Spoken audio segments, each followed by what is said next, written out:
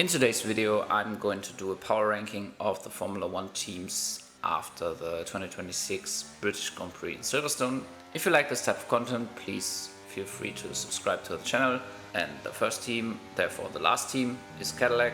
On a positive note, they had both drivers finishing this main race. They finished in P14 and P16, not bad for a rookie team. 10th is Aston Martin. Their performance was dreadful again. But they finally announced some updates for Hungary and an engine update in Zandvoort. 9th is Williams. Sainz got a weird penalty with the safety car with the lapping and unlapping issue. Albon crashed Behrman, which ruined Behrman's and Albon's race, but after that he also had to retire because of a technical issue. 8th is Haas. They're just falling down the order.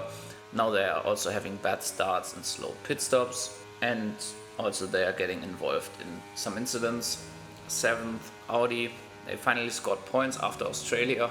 Again with Bortoleto. Hülkenberg had a technical DNF again, but Bortoleto was the quicker driver this weekend and his results showed the great potential that the Audi car probably has. 6th is Alpine. They maximized their weekend again, but at this point they should not have been behind Racing Bulls with the performance, with the resources that Alpine has, which brings me to P5, which is Racing Bulls. This was another time where they over-delivered in performance. They are super consistent, perform on every track, and Lawson even scored in the sprint and beat Hadjar for a point, which was due to Hadjar's bad start, but nevertheless he beat the Red Bull team. Red Bull team is the 4th in my ranking.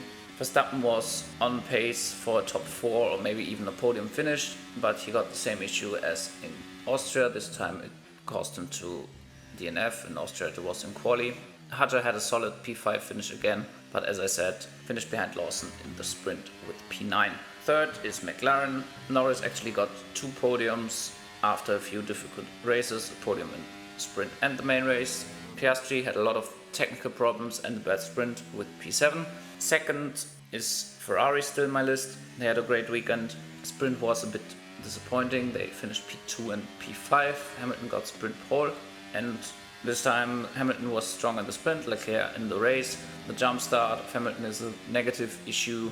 They also had a bad safety car pit stop in the end, which cost them P2, but they are scoring consistent points and they're more reliable than my number 1, which is Mercedes. They are at this point inviting especially Hamilton into the championship fight with their reliability issues, and the pace in the sprint, in qualifying and the race showed that they have still quite an edge in performance, but Ferrari is a lot closer